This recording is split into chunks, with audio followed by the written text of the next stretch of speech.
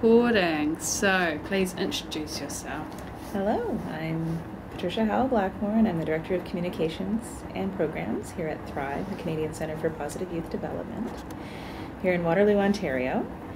And Thrive as an organization is committed to creating opportunities for adults who are working with youth primarily in different venues. It can be in the school system, it could be in the community through initiatives, it could be with policing, it could be with health providers, different child and youth working agencies, to really share, grow, have access to excellent resources and training opportunities, but also network and help to develop the concept of positive youth development in Canada. Tell me about youth development. What has worked about the youth development model? Okay. I think actually one of the strongest aspects of youth development is the fact that it's all-encompassing, so that it isn't specifically one philosophy or one perspective. In North America and in Canada, we have a number of different approaches to youth development, and the opportunity to be able to bring it all together under one umbrella, as opposed to specifically focusing on resiliency or asset building or positive prevention. Definitely issues around youth engagement and encouraging that as well. I think that as we move forward, the fact that it's a strengths-based perspective as opposed to the deficit perspective that we spoke about earlier, that's been something that's been very strong, is the fact that it can be very inclusive and it can include a number of sectors because they all have aspects that relate to youth and work with youth. Is there anything about more that's needed of the youth development model? I feel that it's something that's still early in its development. I think there's a lot of great underpinnings, a lot of philosophy, a lot of material coming together on it. But I think being recognized as a specific approach and as a specific rallying point for communities, I think it's something that has a lot of a chance for a very long life, and that we still have the opportunity to develop it, because a lot of what's been done historically in Canada, it's been done by adults for young people.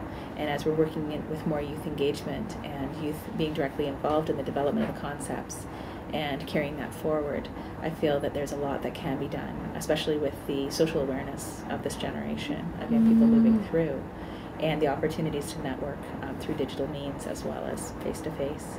I think there's tremendous potential for developing that. And you've been quite successful. Where have you been most successful?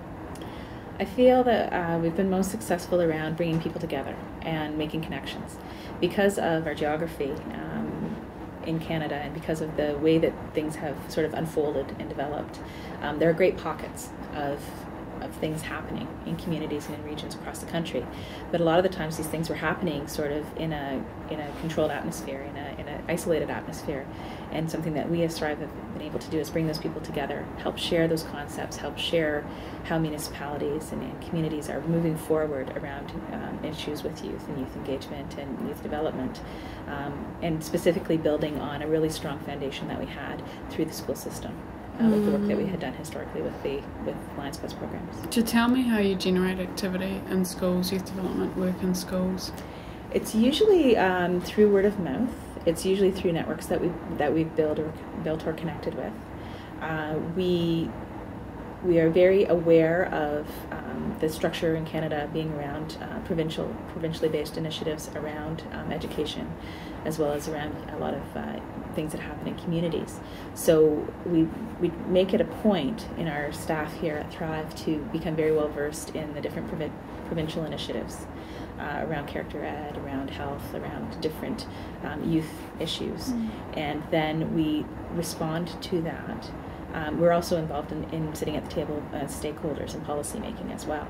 So there have been often times where we'll take part in the development of an initiative or objectives for an initiative at the provincial and federal level as a stakeholder, as an NGO sitting at the table as a stakeholder. So if we're aware of these initiatives and aware of a lot of the policies that are out there, we're able to respond to them and help create connections around them based on our network of people we work with across the country, as well as the resources that we're available and aware of from various parts of the world as well. Tell me about your community-based work, or how you generate activity in communities. Historically, we've really rallied around the caring people in the community. The initiatives have really been born out of having a local champion. So one of the ways with the Lions Quest programs is that we've really built a lot of local capacity.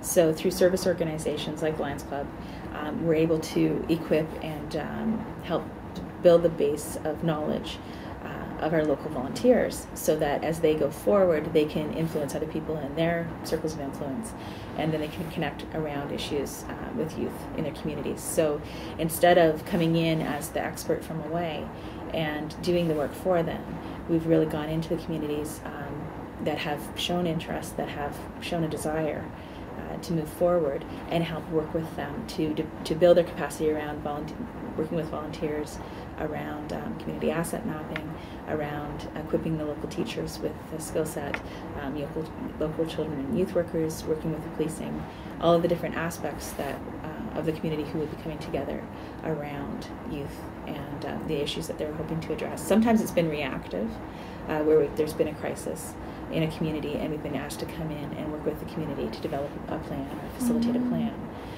But oftentimes it's usually caring people in the community who approach us and make connections. So when you say community, often at home, when we say community, we end up talking about NGOs. You're talking about just ordinary members of our community in a region, yeah?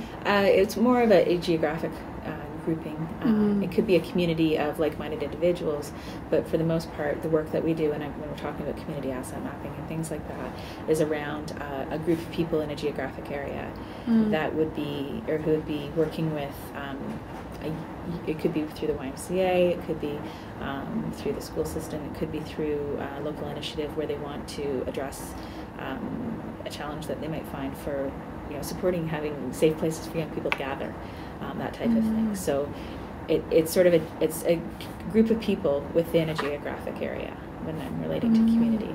It's not just the NGOs, not just the professional service providers who we're working with. It's a lot of volunteers, a lot of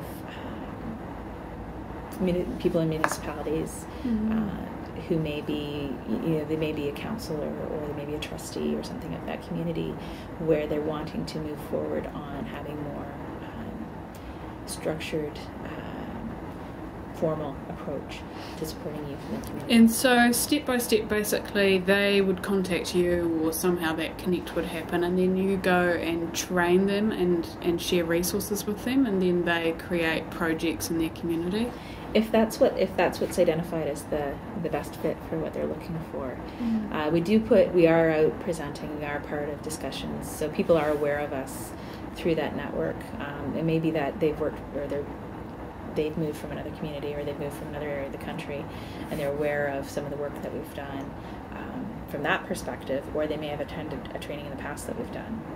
It's not all just specifically about the training, it's a lot about the capacity building too.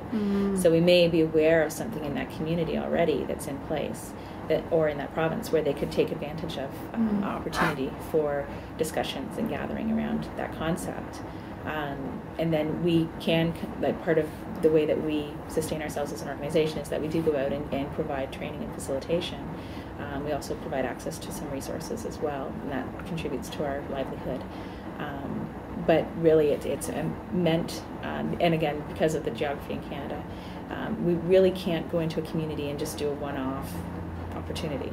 We have to make sure that whatever we do has some kind of framework in place, that it can be sustainable, can be supported locally, and is definitely respectful of the local culture and the resources that they do have available to them, or the resources within their community that they want to develop more fully.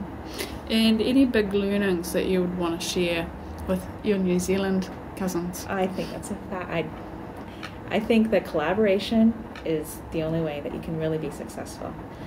If you try to put your own flag in the sand and you say, everyone follow me, that's not necessarily going to work. And I have a strong feeling that you definitely feel that way as a group of, as a country as well, that you need to make sure that you're doing things that are suited to the gifts that you have in your organization. You need to make sure that you are doing something that is going to make a difference, that can be sustainable. You're not doing something just for the sake of fulfilling a checklist for a grant, or fulfilling a checklist for you must have these 5 things or something like that. Make sure your initiatives, whatever you're doing, whatever you choose to get involved with, whatever philosophy you choose to incorporate in the work you do, is something that's going to work for the greater good, I guess, and that collaboration, and sometimes inspiration and collaboration comes from the strangest places. So being open-minded, and definitely having the discussions, and not being afraid to reach out and ask questions. Absolutely.